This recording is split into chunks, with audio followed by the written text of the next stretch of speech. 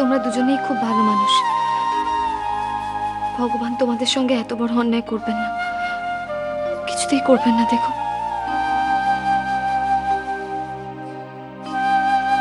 মা, ও মা, আমি বলছি তো রাজা তোমার ছেলে।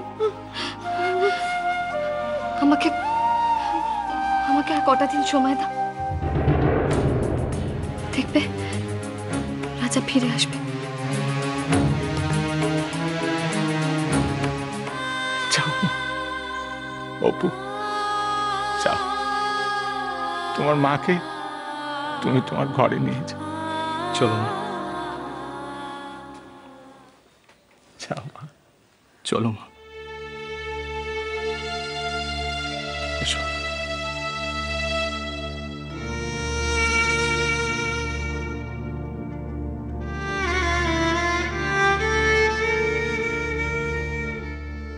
দাদু, না রে মা, না, আমার কোনো কষ্ট হয়নি। সুমিত্রা তার ছেলের বাড়িতে ফিরে যাচ্ছে, আমার কষ্ট হবে কেন? আমি খুব খুশি হয়েছি রে মা, খুব খুশি হয়েছি। এবার চল মা, আমরা আমাদের বাড়ি যাই।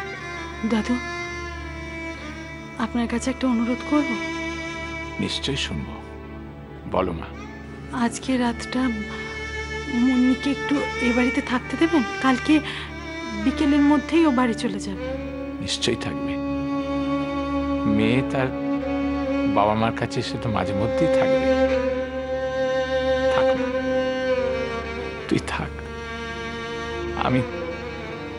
আমি বাড়ি যাই।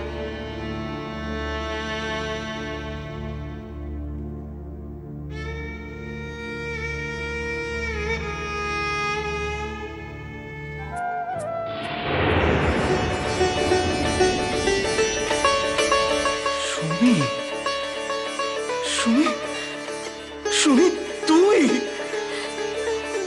আমি আমি আমি স্বপ্ন দেখছি না তবু?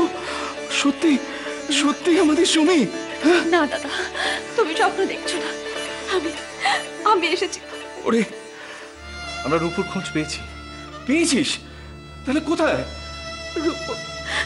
রূপু আর আমাদের মধ্যে নেই দাদা। আমাদের মধ্যে নেই? তার মানে সেই অ্যাক্সিডেন্টে আমরা আমাদের রূপুকে হারিয়েছি? না দাদা, অপু দুষ্টু তখন কেন বললো যে আমাদের মানে দুই মার শখ পূর্ণ হবে? কেন বললো? আচ্ছা অপু, দুষ্টু কি বিশ্বাস করে যে রূপু আমাদের কাছে ফিরে আসবে? হ্যাঁ মা, বিশ্বাস করে। ওর ভালোবাসা থেকেই কথাগুলো বলেছে, নিজের বিশ্বাস থেকেই কথাগুলো বলেছে। কারণ আমাদের রূপু যে ওর জীবনের সবকিছু মা।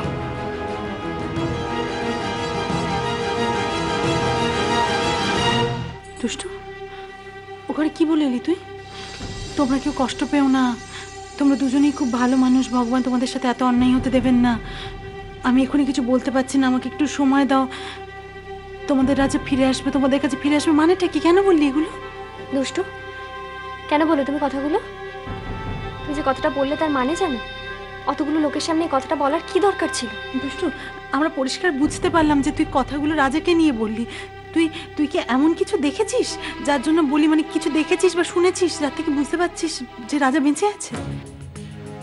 চুপ করে থেকো না দুষ্টু। আমি আপনার কোনো কথা শুনতে চাই না, আপনি চলে যান এখান থেকে প্লিজ। বলবো, তোমাদের সবকিছু বলবো।